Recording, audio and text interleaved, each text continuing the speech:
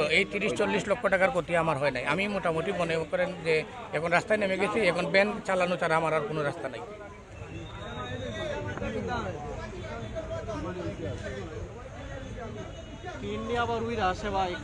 আসলে তুলার গোডাউন ছিল, আর ওইটা ছিল ফার্নিচারের গোডাউন।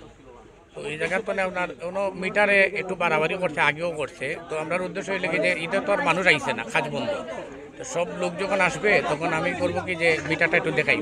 অলরেডি আমি ইলেকট্রিশিয়ানরাও ফোন দিছি।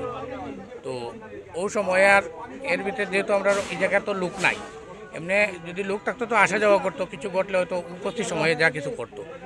যখন কিছুটা আগুন অতিরিক্ত হয়ে গেল তখন ওই সাইড থেকে লোকে বলছে আগুন, তখন আমরা সব আসছি, আইসা দেখি সব মোটামুটি শেষ। কিন্তু ফায়ার সার্ভিসে আমরা কল দিছি, 1 থেকে 1.5 ঘন্টা সময় যদি ফায়ার সার্ভিস আসতো তাহলে এই দুর্ঘটনাটা ঘটতো না। মানে এই যে এই 30-40 লক্ষ টাকা যদি ফায়ার সার্ভিস সঠিক সময় আসতো, এই 30-40 লক্ষ টাকার ক্ষতি আমার হয় নাই। আমি মোটামুটি মনে করেন যে এখন রাস্তায় নেমে গেছি, এখন ভ্যান চালানো ছাড়া আমার আর কোনো রাস্তা নেই। আমার বোর্ড ছিল, মাল ছিল, মেশিন ছিল, হার্ডওয়্যারই ছিল। গতকালকে এসে প্রায় 20 লাখ টাকার মতো এখানে শুধু পার্টেক্সের বোর্ড গেছে আগুন লাগার সাথে সাথে। আমি নিজে ছিলাম তখন বোটেশ্বর। আমি বোটেশ্বরে আগুন লাগার পরে ওইখানে একটা মিটিংয়ে ছিলাম আমাদের, ওইটা শেষ করে আমি এখানে আইসাও দেখছি যে ফায়ার সার্ভিস ইনস্ট্যান্ট তখন আসেনি। মানে এই ফায়ার সার্ভিসটা যদি আরেকটু সময় আগে আসতো ফোন দেওয়ার সাথে সাথে, ইভেন আমি যখন ইনফর্ম করি তখন ফায়ার সার্ভিসে ফোন দিয়ে আমি ফোন ঢুকাতে পারি নাই। আমি 999-এ ফোন দিয়ে তারপরে ফোন ঢুকে বলতে হয়েছে যে এখানে আগুন তো লাগছে। আপনারা জানেন ভালো করে যে এখানে আগুন লাগার মেন রহস্য হলো এখানে সামনে পার্টেক্সের দোকান এবং লেফট সাইডের দোকান রয়েছে মন্নান, ব্যবসায়ী মন্নানের। তার বাসার দোকানের পিছনে তার গোডাউন, লেফট সাইডের গোডাউন এবং পার্টেক্সের গোডাউন রয়েছে। সেই গোডাউনে গোডাউনের রুম বৃদ্ধি করার কারণে ওয়ার্লিংয়ের কাজ করতেছে। সেই ওয়ার্লিংয়ের কাজ থেকে ওয়ার্লিংয়ের আগুনের সূত্রপাত। বর্তমানে মোটামুটি আমাদের নিয়ন্ত্রণে আগুনটা নিয়ন্ত্রণে কাজ করতেছে এলাকাবাসী সহ, ফায়ার সার্ভিস সহ, আইন শৃঙ্খলা বাহিনীরা সবাই মিলে কাজ করতেছে। আমরা এলাকায় সবাই মিলে কেউ বলতে পারে না। আমি প্রথম এসে যে এই যে ব্যবসা প্রতিষ্ঠানের যে মালিক, ওনার সাথে কথা বলছি। উনি বলতেছে ভাই আমি তো নিজেই জানি না, বিগত সময়ে মেবি 2014-15 সালে এরকম হবে। ওনার আরেকটা গোডাউন ছিল, আরেকটা ব্যবসা প্রতিষ্ঠান আমার এলাকা ছিল, এটাও আমার এলাকা, পাটানটুলার ভিতরে পার্কপুর আবাসিক এলাকা, সেম এইরকম অগ্নিকাণ্ডের শিকার হয়েছিলেন উনি, ওই ব্যবসা প্রতিষ্ঠান।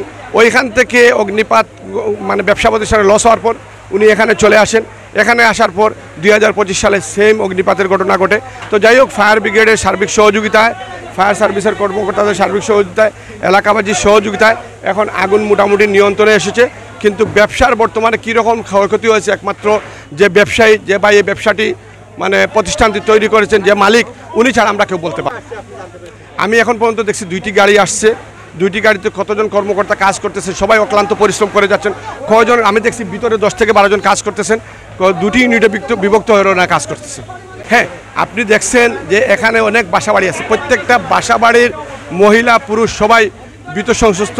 ওনারাও কিন্তু আমাদেরকে সার্বিক সহযোগিতা করেছেন। কেউ ওই যে টিনের বেড়া কাটার জন্য কাঁচি দিয়েছেন, কেউ দা দিয়েছেন, কেউ শাবল দিয়েছেন। তাদের সবার সার্বিক সহযোগিতা আমরা মোটামুটি আগুন নিয়ন্ত্রণে আনতে পেরেছি। আমি মোহাম্মদ ফারুক হোসেন, উপপরিচালক সিভিল ডিফেন্স, সিলেট বিভাগ, সিলেট। আমি 13:40-45 সময় মেসেজ পাইছি এই পাঠানটুলিতে একটি কাঠের দোকানে আগুন। তাৎক্ষণিক আমি কন্ট্রোল করে নিতেছি যে দক্ষিণ কুরমা এবং আমাদের তালতলা যে ফায়ার স্টেশন আছে, আগুনটা প্রথমে একটা মেসেজ দিছিল এরা যে তুলার গোডাউনে। তখন বলছি যে অনেক সময় লাগতে হয়, তুলার গোডাউনে সময় লাগে, যার জন্য আমরা 4টে ইউনিট মুভ করছিলাম। কিন্তু আল্লাহ রহমত এরা 20-25 মিনিটের ভিতরে নিয়ন্ত্রণে নিয়ে আসছে। আগুনটা হয়তো একটু আগে লাগে, 10-15 মিনিট আগে লাগছে।